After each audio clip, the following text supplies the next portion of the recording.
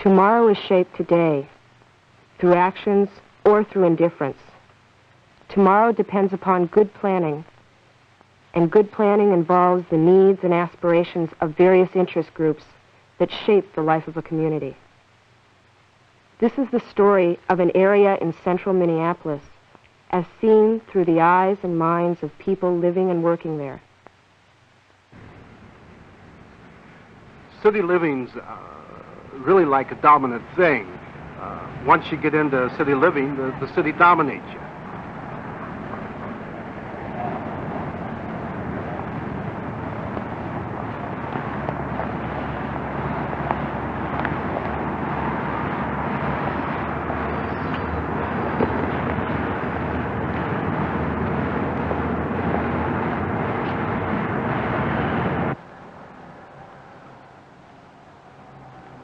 I like the area as it is. I like the urban setting.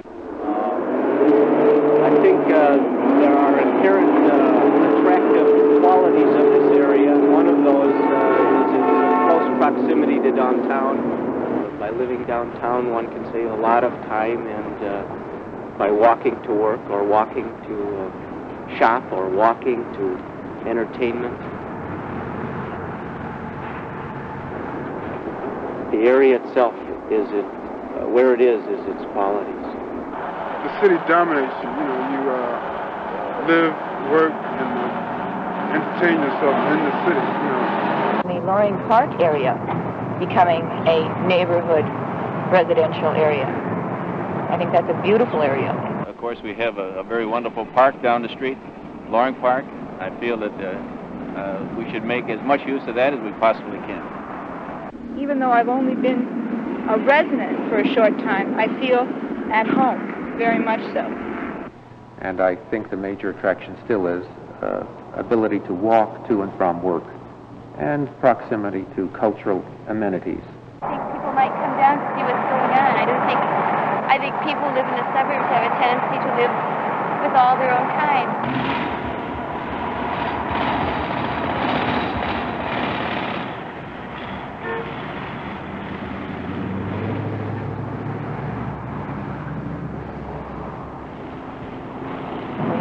Symphony coming in, again the Guthrie and those things.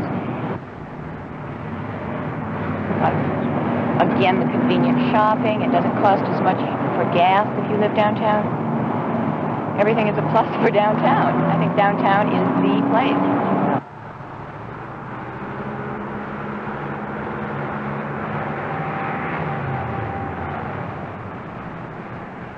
Here you have proximity to the Walker-Guthrie area. You have very close proximity to downtown Minneapolis. You have jobs down here. You haven't got comfortable recreational areas here, other than the park itself, which is nice. I mean, Loring Park.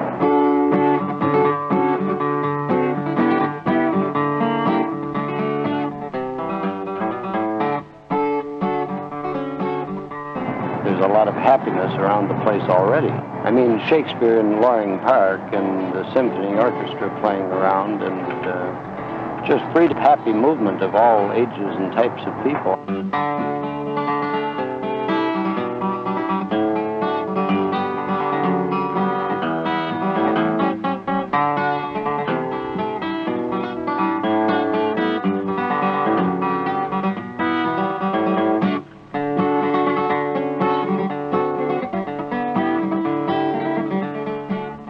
Like when I come home from work or on a Saturday, there are lots of different kinds of people, but that makes me think that the area is not particularly desperate. You walk through the park and you see people that look vaguely well-to-do, even just out enjoying the park because they don't have it. You know, they have their little apartment space, and maybe it's a very well-to-do apartment space, but it doesn't have anything green in it. And you also see very poor ADC mothers, and blacks and Indians, and they're all having a good time. Nearly everyone knows that there's a bunch of pimps who have a stable of girls that they send out into the streets. I don't like to say what I think about that. There must be a better way of making a living. I found this old man sleeping on the street. He only had one arm. I rather felt sorry for him. So I brought him over here, and I wanted to clean him up a bit. But my wife didn't want any part of it. She's afraid.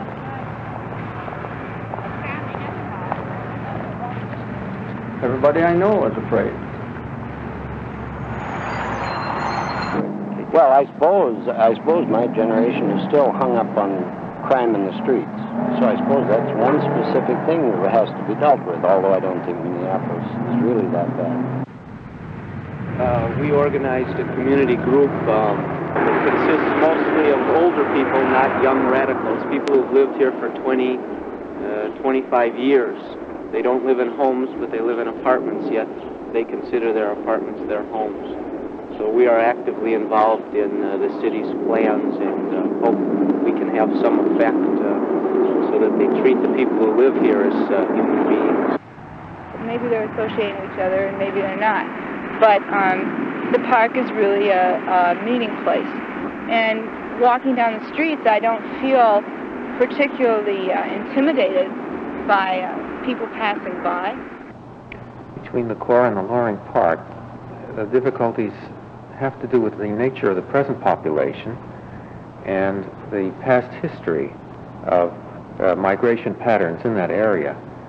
It became an area in transition, so to speak, as populations began to move out, and this move, of course, occurred as far back as the turn of the century, along with the rise of the streetcar and then the automobile, resulting in a so-called population in transition, which really was a complex of populations that didn't have very much to do with one another. And after World War II, you had the development of a rooming house district in that area with heavy concentration of bars on Nicollet Avenue. It was a place where people visited from south central Minneapolis, where people came for, in quotes, a good time, where people came for the lower middle class action that included everything from small strip joints to very good jazz places. But it was an area that continued to blight the residences. I feel that it's kind of a run-down, depressing-looking area. There's certainly a lot of places along Nicollet where small businesses that are really run down. Actually, there's nothing left of the buildings. The buildings are kind of rotten. People get really discouraged. I know if I worked in an environment like that, I would be really discouraged too. It's not really an area that is conducive to American-type spaces. Well, the apartment that I live in is very small.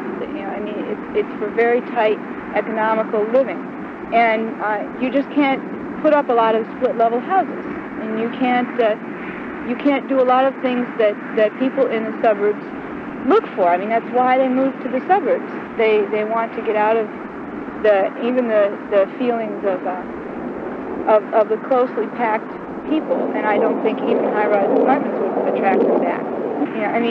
Sure, the building that I live in is really dirty, but on the outside, and it could really use a good sandblasting and new awnings and a lot of different things, and that's true of all the buildings in that particular residential area. But I would rather pay lower rents and live with a building that needs sandblasting on the outside because it's nice on the inside. The upper Hennepin Avenue area is really decaying.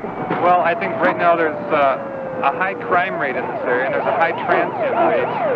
It's a lower economic area. The housing is not good. I don't know if it's technically substandard, but I've been in housing similar. The housing is not good. There are very few amenities in the area.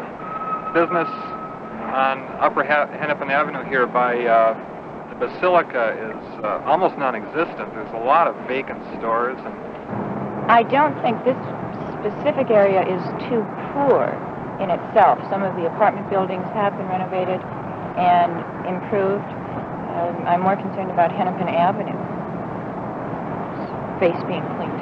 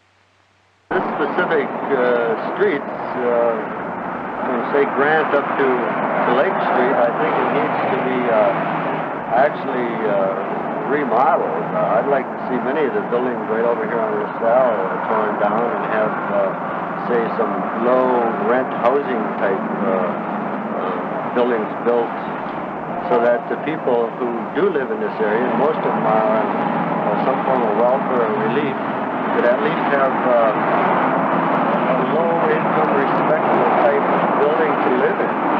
Rather than destroying the character of the area as it is, I think an attempt to consciously renovate many of the buildings that are structurally sound and could be renovated would attract a large portion of the people who do not now live here. I wouldn't like to have real,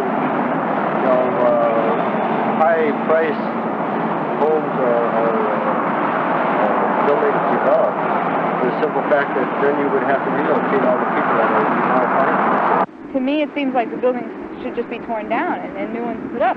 But I'm not in their position. I don't know what the small businessmen feel. Well, I think that we have to have possibly a mixture of residential business, and of course we're a service agency, so we have to stay close to the Loop area. The obvious kind of answer is to try to develop housing which will be attractive to people already living there, and at the same time will be attractive to people who want to move back into a near inner city area.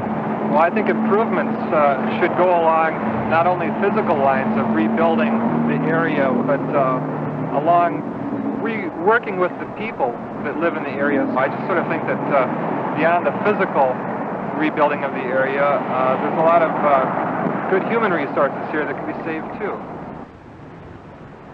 But I mean, to attract people back to the city, you got to have more of a relaxed atmosphere, more activities around as far as families go.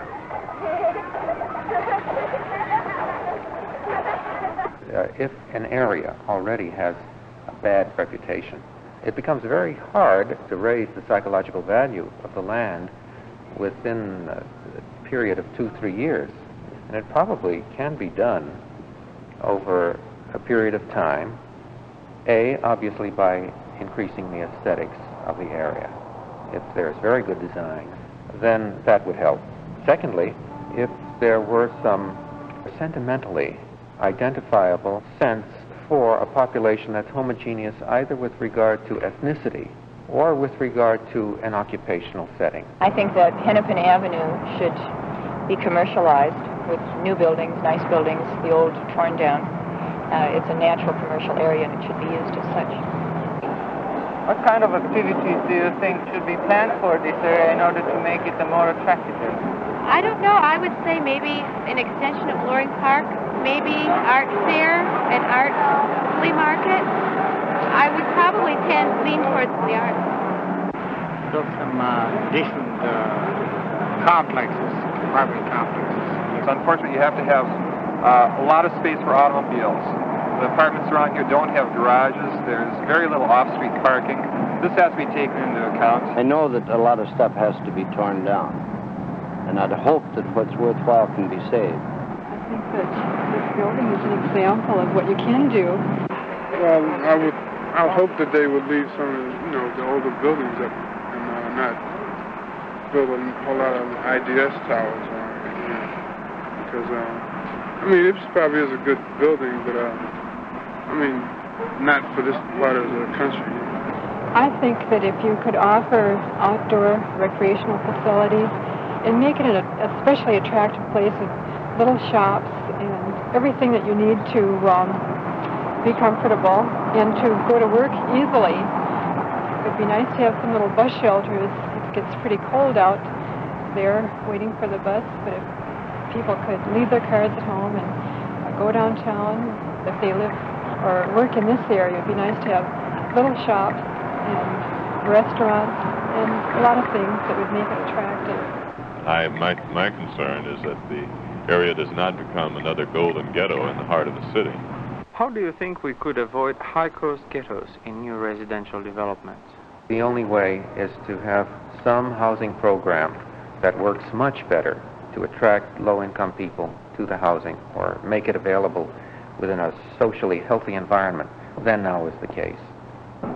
Attempts at socioeconomic mix in housing on a voluntary basis historically have never been very successful in this country. The only instances where it does happen is in instances of very high density, where there are really subcultural blocks which live side by side but have different orientations, can move to and from their housing by different modes of transportation. Well, those people, though they are physically in close proximity, culturally they are worlds apart. They could be 1,000 miles apart, and only a physical proximity can be accomplished. So perhaps the only way you can get what appears to be a socioeconomic mix, but it won't be a real socioeconomic mix, is to create conditions where access and orientation are essentially very different, even though proximity is very close. I would say economic and social and political forces have a great deal more to do with whether a viable community emerges than the physical configuration of that community. What the physical setting can do, really, is permit certain tendencies to reinforce themselves and grow on themselves, or if it is badly conceived, it can interfere with that kind of thing happening. But its role is much more passive in the total picture of what forces come together to create a community than we would like to think. A major residential and commercial development is being planned along the northern Mississippi shore of downtown by the Burlington Northern Railroad Company. What do you think would make the development attractive to people from various income groups? An attempt will have to be made to design, as much as physical design will do it, and attract a set of populations that will want to come there for social reasons related to the immediate community, aside from the commercial and cultural amenities. And that's a problem. If the anticipated population in the Burlington Northern development is to be a high-income population, then it would have been better if there were a heavy concentration, say, of hospitals or of insurance firms or of governmental agencies in the area to which would be attracted for occupational reasons comparatively high-salaried professionals. Now, that may be another difficulty in the Burlington Northern development. For lower income or middle income, for that mix to occur, again, there should be within an economically feasible distance, meaning for transportation purposes, there should be a sense of being able to make an income in the area. Without that, it may be difficult to get a mix. Then the only other factor operating that I could see would be the availability of comparatively low-cost housing, lower cost than poor people or middle-income people would ordinarily find elsewhere. Unless there is really a fundamental change in values, a different attitude toward lifestyle, I think it's going to be very difficult to recruit a voluntary population into housing at the periphery of the city. However, Minneapolis offers some great advantages in that respect. Minneapolis is one of the few cities in the country which has viable residential areas which are publicly accessible. I think the key is maintaining a density that will allow people to retain some of those characteristics which they associate with the good life and housing, and at the same time move them closer to the center of the city. Density itself does not necessarily lead to alienation. The private developers claim they cannot build economically feasible developments unless the densities are very high in order to produce rental income that then will meet mortgage obligations, something of the order, say, of 350 to 400 people per acre, which for Minneapolis is indeed comparatively high. Densities of that order may be beneficial for the Twin Cities area, and so that might not become a problem at all. Cities with the average density of Minneapolis suffer from undercrowding in the sense that the desirable networks of friendship and neighboring that people may want are not fulfilled. specifically because the densities are so low that people are unwilling to spend the time needed to make the move across wider areas of space to engage in such networks. It's characteristic of Americans to have a housing image which is essentially rural. Americans are still attached to that rural imagery as the locus of the good life. A very small segment of the American population really chooses an urban setting for housing by choice. And of course, this is the sort of thing which is created is fleeing to the suburbs. If anybody is such a damn fool that he wants to live in the suburbs, I don't think there's much we can do about it. But I think, generally speaking, young people are preferring to come into the city. I think that's the wave of the future.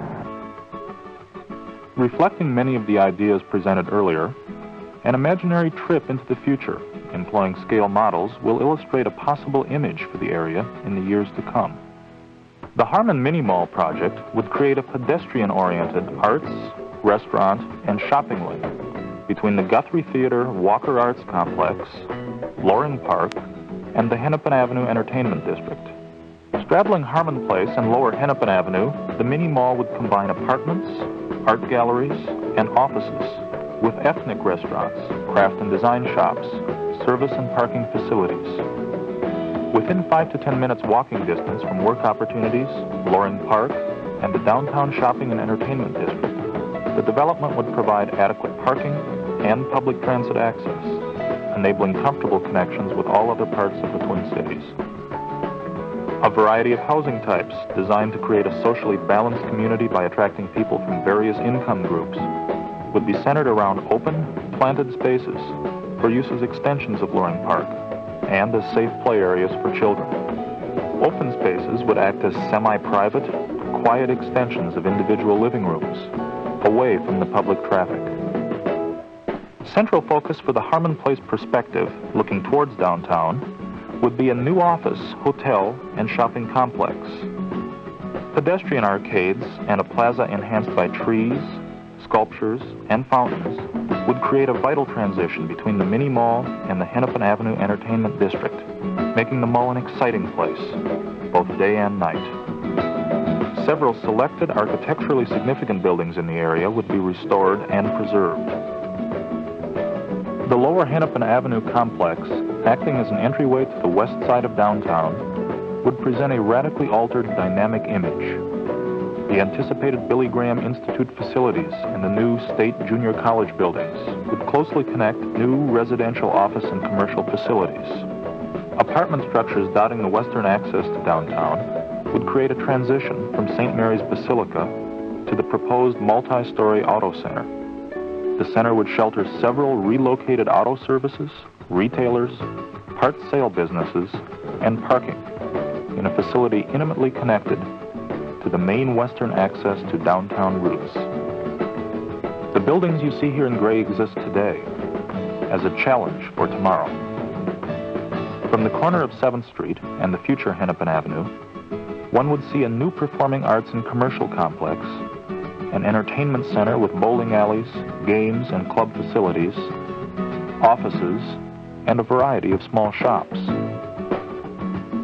Intersecting Hennepin Avenue further along, today's 6th Street will become a strong pedestrian link, connecting the new government center with the Butler Square shopping and office complex north of Hennepin. A new merchandise mart, a hotel and convention facility, and an information center for Minneapolis located between Butler Square and the retail and office core would generate a dynamic new focus for downtown activities. The historical remodeled Butler Brothers building would become both visually and functionally integrated with the major retail and office core south of Hennepin Avenue. West of the Butler Square, a youth center featuring a hostel, a restaurant, and a specialized retail center would complement the image of the area north of tomorrow's Hennepin Avenue. Inevitably, only the desires and actions of human beings can convert our imaginary trip into a living future. If we can't do it in Minneapolis, we can't do it anywhere in America.